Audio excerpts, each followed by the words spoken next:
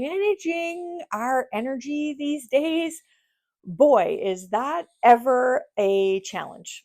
And what if you feel like I just need more energy to be able to deal with all that's coming at me in my work life, in my personal life?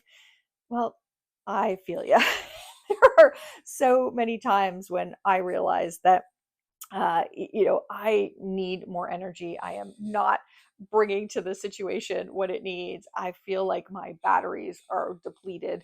So, I'm going to take you through a series of things that you can do to boost your energy levels. And I'm going to start with the most teeny tiny in the moment things because I think that's what many of us have the option to do. And I'm going to go all the way up to the biggest, most important things you can do to have energy for a lifetime. Okay, so let's start with the tiniest things. First of all, adjust your body language. It is amazing how we forget that our bodies send our brains signals about how we're feeling based on what's going on physically with our body.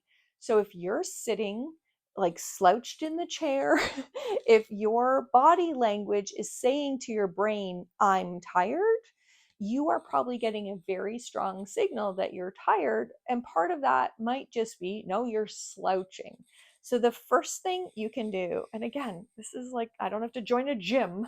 The first thing you can do is just think about your posture, adjust your posture, spread things out a little bit, just send a new signal to your brain. Number two, another really short term, super simple thing, hydrate. It's amazing how many people, I've seen stats like 70% of people are dehydrated at any given moment. And just little sips of water can really make a difference to your energy levels. Our bodies need so much water to be able to function effectively, let alone like what builds up the toxins that build up in our body if we're dehydrated. So try hydrating. And again, that's what you do in the middle of a meeting. I'm just going to grab a drink of water.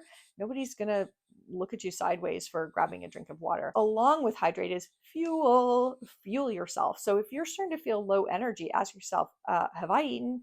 Did I skip breakfast? Am I just going on coffee so far today? What can I put in my body? So how do I have whatever, a thing of trail mix in my drawer that I can grab at any time to get? And I love trail mix because, that little bit of raisins or chocolate or whatever's in there, and then some of that nice long lasting protein. What is it that I can fuel myself with? Because that dip in energy may just be something that you can fix with some, either hydrating or fueling your body. Okay, here is another one. It is really valuable when you are feeling low energy to have a bit of a motor release. And again, this is when you can do in the middle of a meeting. My favorite is Silly Putty. Silly Putty available for like $2 on Amazon. And squeezing Silly Putty, or we've all seen the stress balls or whatever it is. That low level of motor activity can really help you pay attention. It can help you feel more energized in a meeting when you're having to kind of do something over the long haul. I personally, I'm a doodler, and I know some people think doodling is a sign of distraction, but actually doodling really helps some folks to focus. So if you are feeling low energy, your Silly Putty, your stress ball, your doodle, those are things that in the very short term can help give you a little boost of energy. The last thing for super short term, and all of these I would put in a category of micro resilience. They're not going to last for days, but they could absolutely get you through a meeting. So the last one is breathing.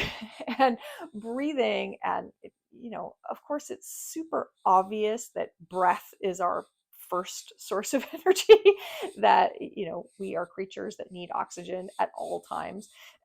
But we get into really unhealthy breath. So for me, I find my Apple Watch has the Breathe app, and I can do that deep breath for 1 minute, and 1 minute puts me in a completely different situation. I am capable of doing that. I can hit it on my watch and do it without it being visible, really. I can do that in a meeting, or particularly if I'm on a Zoom call and I just need to breathe. What's interesting about the breath is what's more important is your exhales. So if you are trying to kind of bring yourself down, you want your exhales to be really long. But if you're trying to kind of pick yourself up a bit, then having this long inhale, big deep inhale. So use your breath. And again, you can do that in a meeting.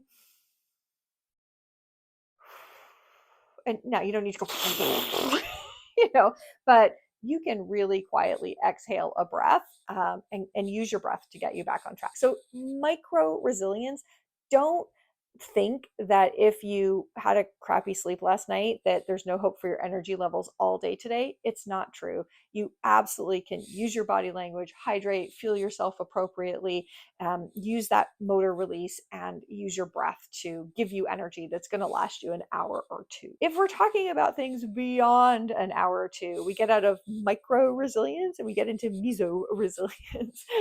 So meso resilience, we do go back to sleep. Sleep is so important, and you may need a reset on your sleep. You may need a reset on your sleep. You may need the physical surroundings to change. I have reached that age, the embarrassing age where pillow matters.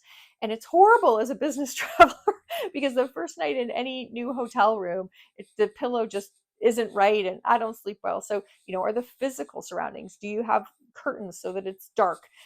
Are you, avoiding blue light before you go to bed? Not using alcohol in a way to help you sleep because, of course, it interrupts sleep. So whatever it is, if there are things interrupting your sleep, how do you get back on track? And there are so many great resources for that. Moving creates energy. Moving your body. And again, I am not an athletic type. I hate running and all those sorts of things, but I understand if I want to have energy, I need to move more often.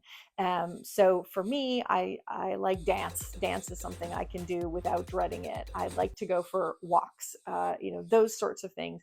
Getting movement is going to help energize you. And just as your body, as it gets easier for your body to move through the world, you're using less energy just to exist. That's going to be really helpful. Last of the meso resilience strategies: play.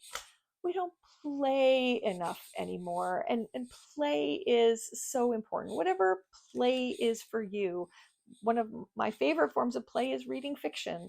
I'm into a good book right now, and it's wonderful to just be able to kind of play in that world. It's escapist. Play could be a hobby. You may love woodworking. I don't know, but when was the last time you just played, lost yourself in time, did something that was just fun for you because you enjoyed it? So play is a great source of energy, and it's good for so many other things too. We make so many connections and consolidate information when we have downtime from it. So find that play. And then I promised I'd get to the bigger, heavier, longer lasting, really important things. If you want energy in your life, it turns out, we know from studying people over 80 years, we know that the best source of resilience and energy and health and vitality is actually through connection with other human beings. And, it's easy to say that there are other things that are more important. Do you smoke? Are you obese? All those things. Well, you know what? Ultimately, the most predictive thing in our own long-term energy and health and resilience is about connection. If you are lonely, if you are isolated, how do you find people to reach out to? Finding people who care about you, who notice, who just like care about you unconditionally, where you can be yourself. That is the greatest source of resilience over a lifetime. And so you're not going to fix that if you're sitting in a 2 o'clock meeting feeling like your energy level is low. But if you don't fix it at some point this year or next year, it will be a drain on you. We are energized by connection as humans. And if you're feeling isolated, if you're feeling lonely, if you're feeling disconnected, find ways in your community.